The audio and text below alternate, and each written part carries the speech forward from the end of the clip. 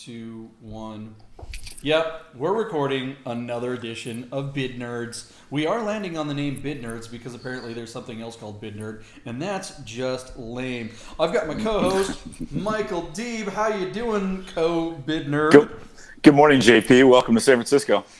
Thank you. I'm live from Las Vegas. I've got my 70th anniversary Porsche mug that was given to me by that guy right there.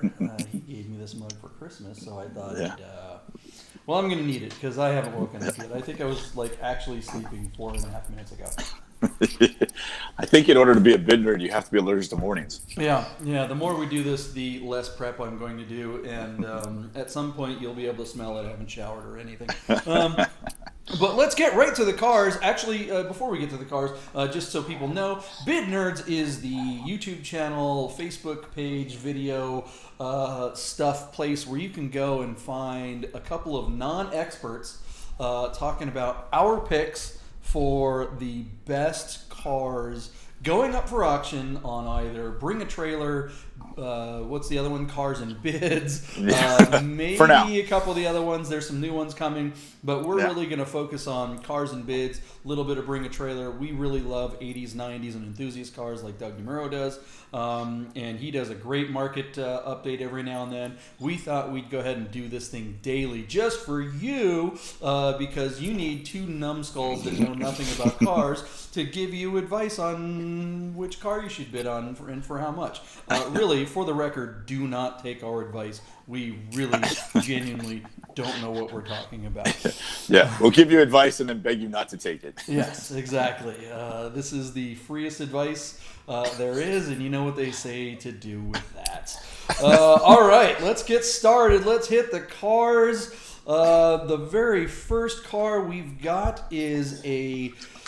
Oh, Michael D, what is this? This is a 1995 Ferrari 348 Spider.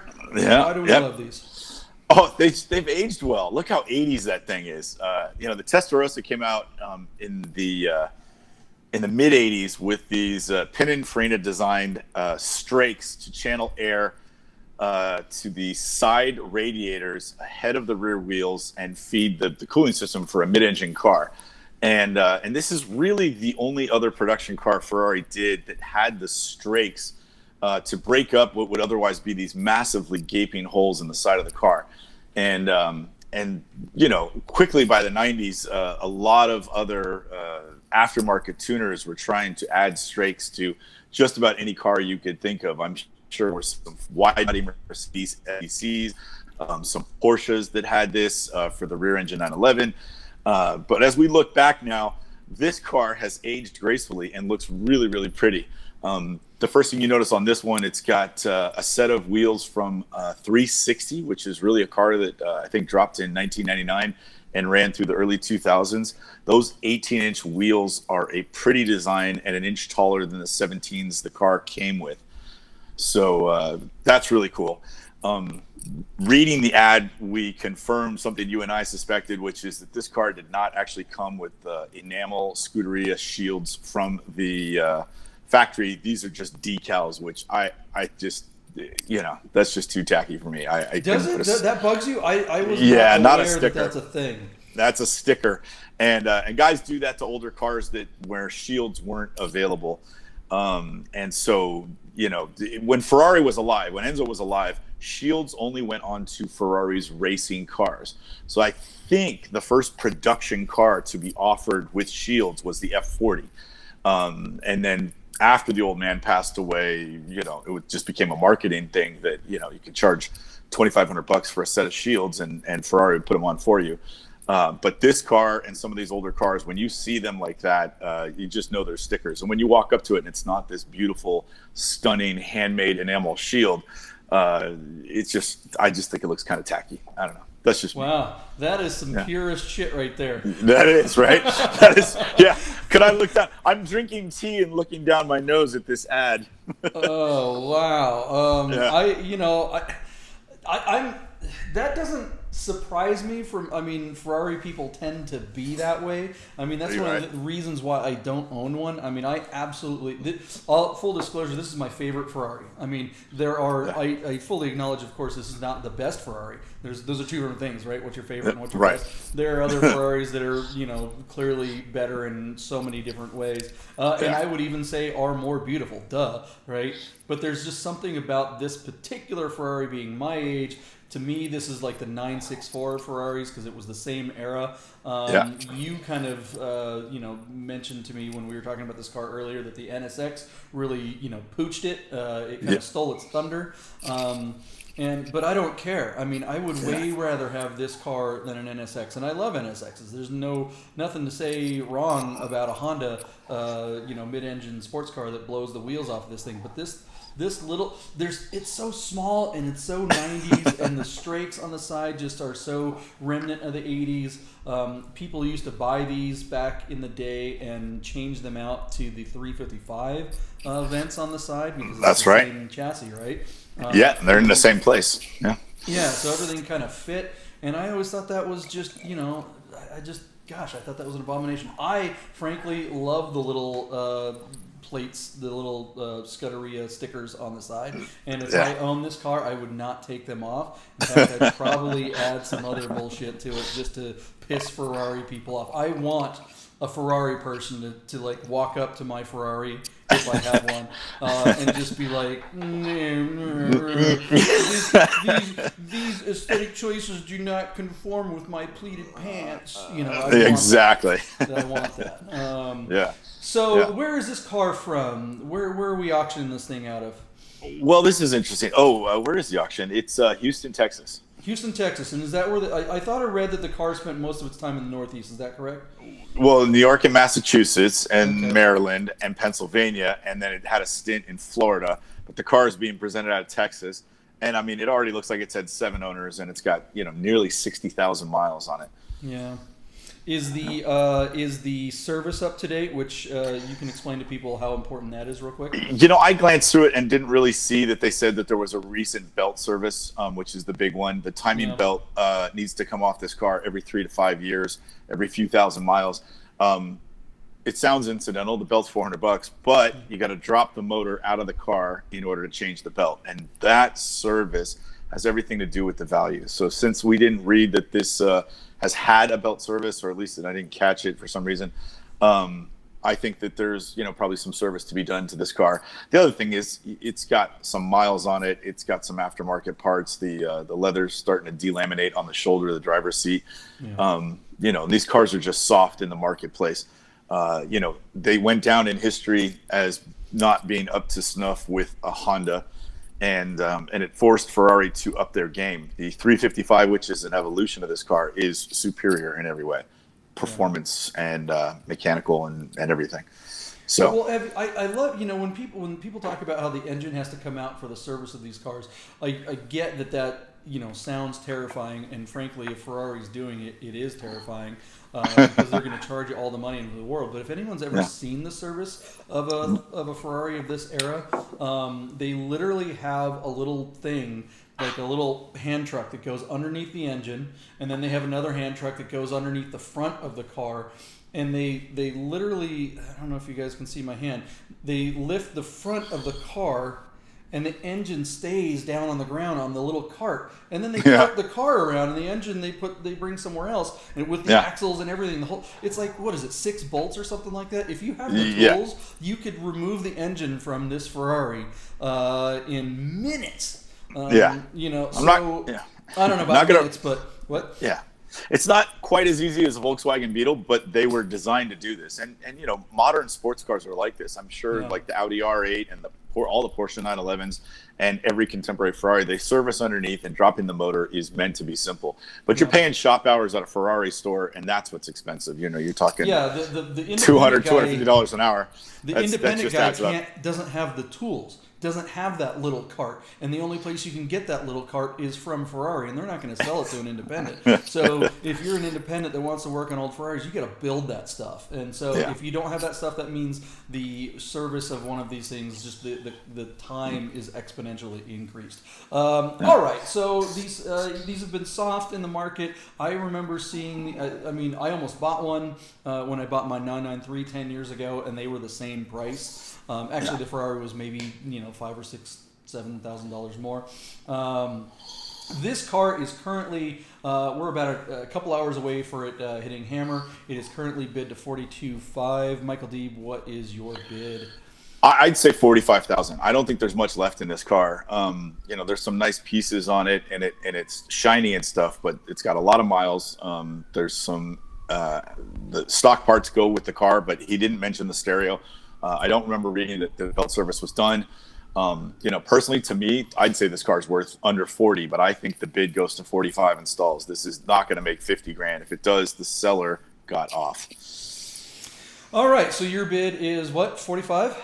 45, yeah. 45 flat. All right.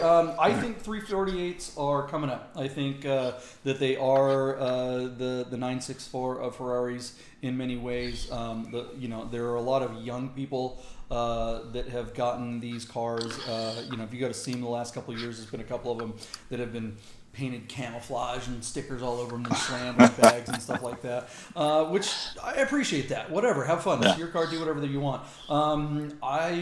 I'm stronger on the 348. I think they're going to have a moment here. I'm going to bid 55. I think this is going to be $10,000 higher. Tell him his feed is frozen. What you say? Cool. I heard you. Yeah. So yeah, my feed is frozen. But can you hear me? Oh, I can hear you perfectly clear, but your camera keeps taking snapshots of you. That's all right. So 55 is my bid. Your bid is 45. We're way apart. That might be the biggest one. That's the biggest delta between our two bids. The biggest delta of all time. All right. Yeah. Well, let's go ahead and move on to the next car since we spent a lot of time on the 348. Didn't mean to. So this next car here is one that, oddly enough, it kind of speaks to me, not in the sense that I like this car at all. This is a 1992 Chrysler LeBaron GTC convertible. And if you've watched any of my other channels, The Rami Show or DeFrost Nation or any of my YouTube stuff or any of my socials, you would know that I actually owned a Chrysler LeBaron recently. I had a 1988. We accidentally discovered probably the nicest one left in the world. And that car, oh my gosh, it was... Yeah. That car, mine was a 1988, and it had 53,000 miles on it. It was a 2.5 liter with a manual. No, 5,300 miles, I thought. No, it was 53,000. It was 53,000. Oh, wow. Yeah. Okay, yeah. Yeah, I wish it was 53. Well, I don't know if it would have made a difference. I don't know if it makes a difference, 5,300 or 53,000. It's unlikely you're going to find a Chrysler LeBaron with that few miles at all in general. So... this one in particular has somewhere around 80,000 miles. There's a discrepancy on the odometer. The seller says that it had broken or whatever. Now, this is a GTC. And the thing I like about a GTC is that it's got a 6-cylinder built by Mitsubishi. Mine was a 2.5. I don't know who built that thing. It was pretty sluggish, and it drove great. I needed to. The shocks were completely blown when I got mine. We found it in a garage, right? I replaced them with brand new shocks. It didn't change a goddamn thing. I should have just left it alone. You just need water skis to be behind this car. It floats. That's right. Now, this car, this is a 92, and they made some significant changes. This might be the best configuration of a LeBaron because it still had the flip-up headlights or flip-up headlight covers. They're not. Headlights are stationary, but the headlights have a cover. And then the interior had a significant 90s upgrade to it. Definitely has a 90s feel when you sit inside this car. It has that kind of like spaceship, interior where it kind of wraps around you. Let's see if I can find a picture. Has an actual airbag, which is something that mine did not. Mine looked more like John Voight's inside. It had, it was definitely left over from the 80s. This one has that 90s thing happening. But again, a 6-cylinder, unfortunately front-wheel drive, but this one does have proper 3 pedals. Yeah. No, I don't know what the power output is. Really, who gives a shit? It's not going to be fast. This car does not handle. It's teal on black and beige. Oh my god! The more I look at this interior, the more I'm happy. I like the older style interior. I mean, if you're going to do a car like this, it may as well look 80s. Yeah. What do you think of this car, Michael Deeb? I don't know. I mean, first of all, we have to acknowledge the only reason this car is on Cars and Bids is because you sold your car, and your car went for way more than anybody who decided to watch that auction could have imagined it was going to go for. You were even surprised. And the fact that this car is reflecting right now at $5,192 on 23 different bids with still 5 hours to go, that is a reflection of how well your car did. Absolutely. That this guy being owes said, me money. If this guy sells a car, he owes me money. For sure. So, but I still don't think there's much left in this car. That odometer change out is a big discrepancy. And again, there's very few people on the planet that would daily drive this thing. I think it only stalls out at $5,500. I don't think it reaches $6,000. That would be less than mine sold for. Okay, it's just before we move on from this car, so you're saying $5,600. The LeBaron, this is a little history for everyone. The Chrysler LeBaron is the first car in American history, the very first accident involving 2 automobiles, both equipped with airbags, having a head-on collision, happened to be between 2 Chrysler LeBarons. What if this car hit the car you sold? That'd be amazing. That would be history repeating itself. Except that mine did not have an airbag, so that would be bad news for our good friend Matt. Who now I did sell my car on Cars and Bids, so everybody knows. And we wound up becoming very good friends with the new owner. Super. That's one of the great things about these auctions. And I think one of the things why we like Cars and Bids so much more than Bring a Trailer. Cars and Bids definitely has fewer cars, but the interactions, it seems like there's more of a community built around Cars and Bids, whereas Bring a Trailer has kind of become mega ginormous corporate, and that community just doesn't seem as tight as this one does. So do I love this car? Only because it is what it is, and I have some history with it. I have no interest in this car. I don't want one. When I had mine for 6 months, I joined every enthusiast group for LeBarons on all the Facebooks and Instagrams and stuff, and I immediately deleted myself from all of those once I no longer had the car. But this car, $5,100. That is only $500 shy of where mine was. With 4 hours left, I think this car is going to hit, at least $6,500 would be my guess. I don't know why they haven't. And this one's not nearly as good a condition. If you look in the pictures, it does look really nice, but it is nowhere nearly as nice as mine was. $6,500 for this car makes me nauseous. So there it is. Okay, so you bid, what was it, 45? I'm going to say 56, and you said 65. You said 56, and I'm saying 65. Okay, cool. Yeah. Moving on to our next car. This next car is kind of a big deal, I think, to a lot of us at our age bracket. What do we got here, Michael? So we've got a 2002 BMW M5. This is the E39 generation of the M5. The first M5 with a naturally aspirated V8 and a 6-speed manual exclusively. That's all you could get. There was no automatic option, at least not in this country. We only got the sedan. The unicorn for real BMW nerds is the M5 Estate that was offered on the European continent. That's the wagon version of the E39 M5. Those cars are really cool, but you never, ever see them here in the States. The chassis and the platform is not 25 years old, so nobody. I don't know anybody that's really imported one. You'd probably have to check with Enthusiast Auto in Cincinnati to see if one has ever truly landed on our shores. Those guys, a shout out to Enthusiast Auto. They're the M professors, if you will, in this country. But anyway, really cool car here. A lot of miles. We're talking 137,000 miles. I don't like that it's got fake BBS wheels. There's certainly plenty of these cars in the marketplace, but some Coney suspension. The hood's been repainted. Nice car. I mean, it's a cool car, kind of no nonsense. It's sort of a few mods, but it's kind of what you'd expect as these cars have trickled down from nearly 6 figures new to affordable prices where a younger audience can acquire and have fun with them. They don't really take to tuning. This guy did some dyno stuff and some exhaust, and the claims in increase in power are really modest for the amount of money that you consider may have been spent to try and make this car a tuner car. It's just BMW really got the most out of it, and there's not a lot left in the aftermarket. So you can throw money at it, but you're not going to change the performance very much. Are you suggesting that the Dynon equipment that's been put on this car was put on after the fact, or was this a Dynon car when the original person bought it? I would imagine this was after the fact. Okay. This car was delivered. Where did it say it was delivered? I forget now. Well, you keep going, but yeah, no, I mean, I personally love this car. I love its. I'm a black car fan. My good friend Zach had this exact car for quite a while, and we used to mob around back in our Seattle days. The E39 M3 or M5. It is such a great all-around car. It is a car that you can drive as an enthusiast car, and my buddy had his car seat in the back for his kid. He was starting out his family, and he was a car enthusiast, but he could still drive this and have a great time on the weekends, or just going down to the store to pick up some diapers.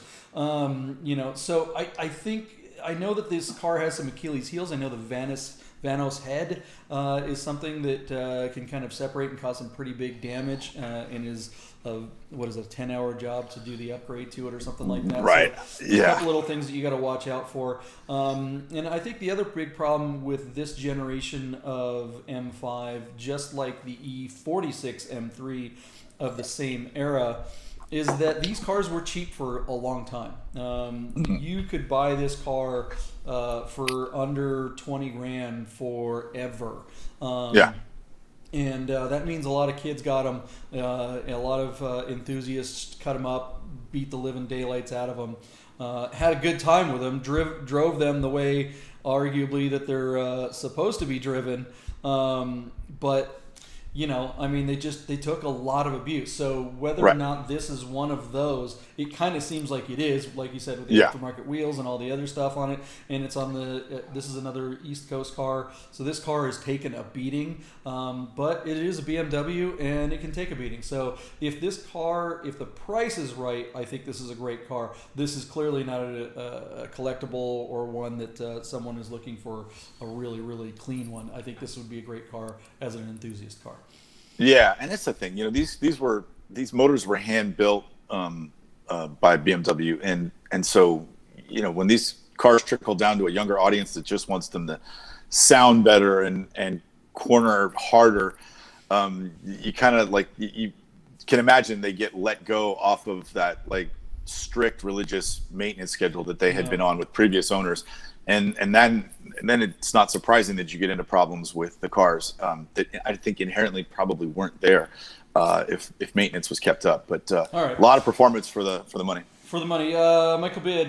We got around 4 hours left of this car before it hammers. Right now, high bid is at 15 grand. There are 14 bids. What's your bid? Yeah, 19,900. I don't think it breaks 20 grand. You don't think this car breaks 20 grand? No, there's too many. Is there a reserve on this car?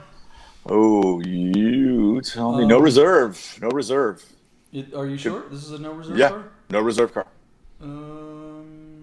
Blue bar under 2002 M5, top left corner. Oh, okay, great. Very good. Well, okay, that means it's going to sell. I'm with you. I don't think this car is worth more than 20, but it could break it just because... Yeah. I think these cars are absolutely coming up. If this car were a clean car with lower miles, I think this is a $25,000 to $30,000 car all day. So I'm going to say 21.5. My number's nice. 21.5. That's a good take. All right, so let's move on. Let's get to a car that I know both of us, myself, are pretty big fans of. This car. Is let's see if I can bring it up, a 2003 Porsche 911 Turbo Coupe with an X50 package and, of course, a 6-speed manual with 3 pedals. We would never even bother bringing up a Tiptronic unless we were going to shit all over it. That is not what we're doing about this car. No, this car's awesome. Wow, 27,000 miles. This car is in Pennsylvania, which is a fantastic place to own a car like this because there's just endless twisty roads everywhere in the middle of Pennsylvania, where my lovely wife is from. Guards red on black. Holy cow! What do you think of this car? I absolutely love it. This is, to me, is kind of a double unicorn because 996 turbos have the Mesger engine. This car also has the X50 package from the factory and the even rarer, more rare. This is the Aero package, which just, for whatever reason, I don't like red on Porsches. I love this car. I think it's fucking awesome. It looks good. And sport seats, all black leather interior, reasonable amount of miles. The one thing I noticed was I read every word in this ad. They did not pin the lines on this car, or at least if it was done by a previous owner, this guy doesn't know, because there's no mention of pinning the lines. And as you and I know, that's about a $3,000 service. Pinning the coolant lines, just so people understand what we're talking about. Yeah, so there's a teeny bit of service to do. I mean, you're thinking this is look, if you're going to go in and do that work, if you're going to spend the money to pin the lines, there's $10,000 to $15,000 worth of other things that you do when you're in there. Now, that sounds terrifying. Like, oh my God, how is this even possible? It's not like a Ferrari where you buy the car and you have to go get it get some maintenance done, and you get a $5,000 to $15,000 bill every time you bring it in. That 10 to 15 grand that you spend on maintaining and getting this car up to speed means you don't have to do shit to it again. This car is a reliable supercar. Bulletproof. There is an issue. That's another thing with a low mileage 996, any 996, but particularly with the turbos. There was a second gear detent problem, so they are prone to the second gear popping out. That is something that happened fairly early on with most of these cars. So if you had this car brand new under warranty, chances are that was covered by the factory. This one with only 27,000 miles is something that you're going to have to be concerned about. Other than that, super fantastic, reliable car. We're not going to spend a ton of time on this one because we want to get to our next car. This car is already at a very, very high number with an hour and a half to go. I suspect it's going to go much higher. Michael Deeb, what's your bid? So here's the thing. It's not a $100,000 car because GT2. You're going to go spend over 100 on a 996 turbo and you want the ultimate, you get a GT2. So I don't think it's going to break 100. In my mind, I think this car with the two rare pieces is a $95,000 car, but because the service needs to be done and because I'm looking at in a week, it's only had 10 different bids. I'm going to be a little more cautious and say $86,000. And it's a great value at that price. Even though you might have to spend $5,000 to $10,000 on some service things, I still think it's an incredible value and a very rare car that is moving in the right direction. I think this is an investment grade Porsche that you can have a blast, and it's going to turn heads everywhere. I like this car a lot. I agree with you. I think it's a wonderful car in all those respects. And the 996 is absolutely having a moment, and they're going up in price quite a bit. This is as clean as one as you can get. 63,000 is where it's sitting right now with an hour and a half to go. It could easily, a lot can happen in that last 10 minutes. You're saying 86. I'm with you. I think that's probably about what it's worth with that few miles. There is a reserve on this car. I think this car gets to 75 and does not meet the reserve. Wow. I just think that the buyer there's something about, I don't know. I mean, it is bring a trailer, and crazy stuff happens here. Right. I'm going to say 75. Yeah, the seller needs some people to come out of the woodwork. And again, if he doesn't sell it here, where's he going to go with it? It's a really cool, very rare car. It's really, really neat. Yep. And you don't say that often about unique 911s.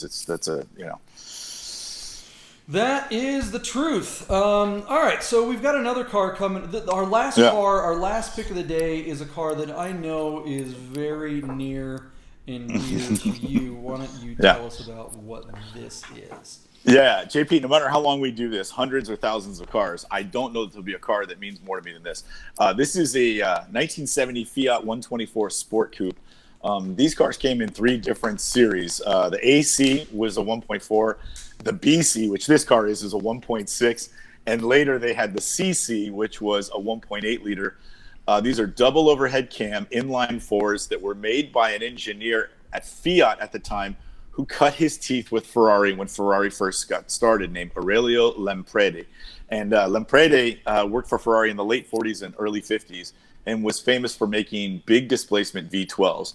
He was essentially replaced by Colombo and another guy named Vittorio Jano. And Colombo was the one that kind of came in the mid to late 50s and made small displacement V12s that Ferrari ran all the way through the 250 series into the early 60s. But anyway, Lampredi's Ferrari history is evident in these cars. This double overhead cam Ford that Fiat used was a gem, and the cars ran really, really well. Let's see, I just got logged off here. I love that steering wheel. My first car was a Fiat 850 Sport Spider, and I'm pretty sure it had the same darn steering wheel as that one. Oh, yeah, it's possible. Nothing else really shared there. Now, I don't know if your dad had to push his Fiat as much as I did. Mine was an absolute pile of shit. No, the thing was great. Yeah, my dad. So there was an old Italian mechanic in San Francisco. My dad was visiting him, and this Fiat was in the backyard of a brick mechanics warehouse in downtown San Francisco, and he bought it off him. I don't know, probably for a few hundred or $1,000. And then my dad spent months cleaning the car up and making it really nice. He put Cromodoro wheels on it. He put a Momo steering wheel off a Ferrari 308 with a 308 horn button on the car, and a little Onza exhaust.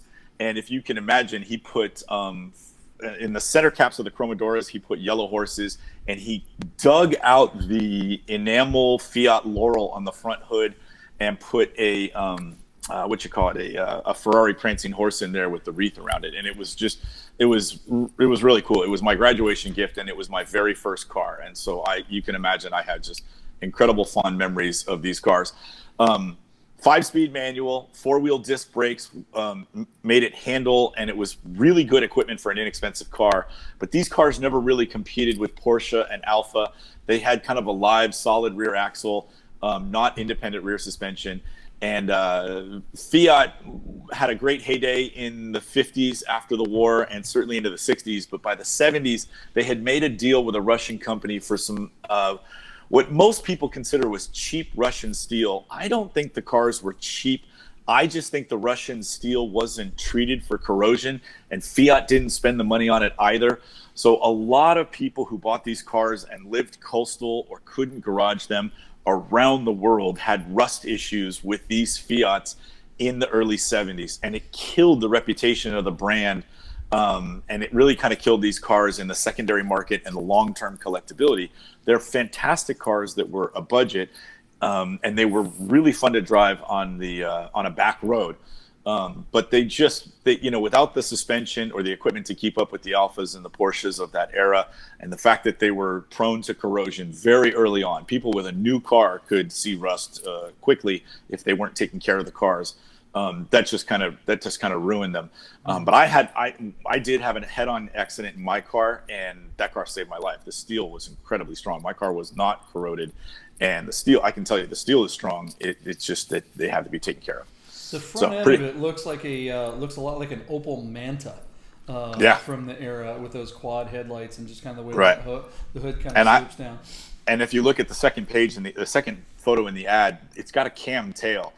Which is really cool. So like that lip, that chrome lip that goes all the way around, protrudes further than the rear, whatever you call that section where the taillights and the plate are. And it's a really, really pretty design. The car is very cool, and they sound good. They drive easy. They're really fun. So I love this thing. What's the history of this particular car? Where is this car? It looks like it's in Texas. It looks like it's Texas. No, because these don't have 17-digit VINs, so we're not going to be able to really trace the history of this car.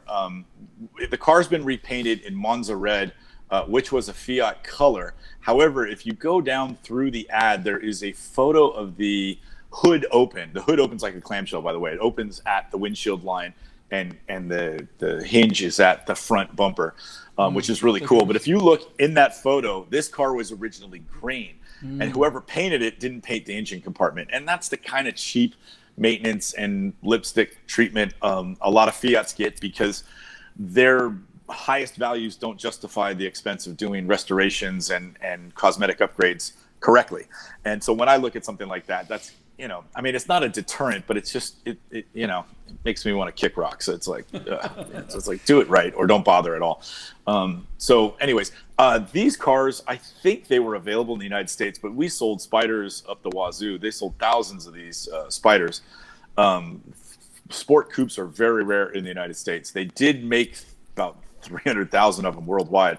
But there's truly only a handful in the country. If you go to any Italian car show, you'll see 2 or 3 Spyders. You're not likely to see a coupe anywhere. Like this car really doesn't look anything like the Spider. So yeah, different designer. Why in the world does it have the same name? That confuses. Is that just the chassis and equipment? They're built on the exact same platform and the exact same drivetrain. So so that's why. So yeah. That's the gist of it. The guy who did design this is another Ferrari designer. So a guy named Buono. And in the 50s, Ferrari made a 250 Buono that was a very famous car that raced and won probably at Le Mans. And Buono later worked for Fiat, and he's the one that penned this car. Nice. Yeah. Well, so this car, we're a couple hours away from it hitting the hammer. I don't know if there's a reserve or not. This car is currently sitting at $8,700. Right. Michael D, what's your bid? Yeah, so again, these cars are pretty rare. You can get a Fiat 124 between $6,000 and $12,000 all day long, but this one looks really nice. It has been painted. It doesn't seem to be corroded. So I'm going to be, and again, probably because I love it, I'm going to say $14,000. Chromadora wheels, and all the equipment seems to be there. It's pretty cool. Awesome. My bid is going to be, what was your bid? $14,000? $14,000, yeah. I'm going to be 14,001 because I have zero clue, and you're who I would ask. Just for the sake of competition and wanting to beat your pick prices, there it is. I would add one thing. This is a Euro car. It has dual carburetors, but statistically, it only means like another 5 horsepower for the dual carbs. But this is a European spec.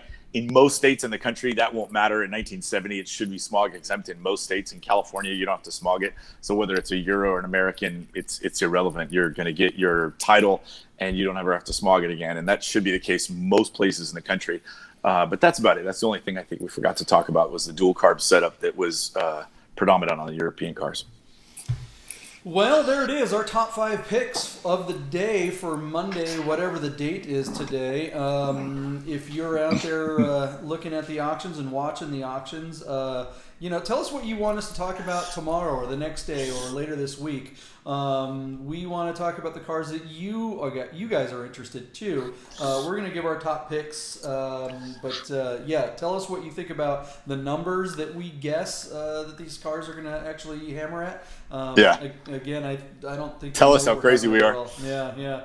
And I am going to, a full disclosure, if you're on Cars and Bids, I personally have my Porsche Cayenne, a 2008 with a manual transmission is coming up for the hammer on Friday, so we'll be talking about that car later in the week. And JP, did you see where it's at lately? I believe it's at like just a little over $8,000 already. So there's a bunch of questions. Some people are really interested in that thing, and so I need to answer some questions. I need to get on there and talk to folks. Go and buy my Cayenne on Cars and Bids. I hope that, no reserve. No reserve. You could own that thing. Yeah. All right, Michael Deeb. That's another edition of Bid Nerds. Yeah. Make sure you guys tune in tomorrow. We're going to put this on Facebook, and our YouTube channel is having some issues, but it's going to be there sometime today or tomorrow. There it is. Tune in to Bid Nerds every day. We're going to try to do this at 9 o'clock in the morning. We're going to try to do it live here shortly. Anything else to say before we go, Michael Deeb? That's it. Bye, everybody. Thank you for watching. See you tomorrow.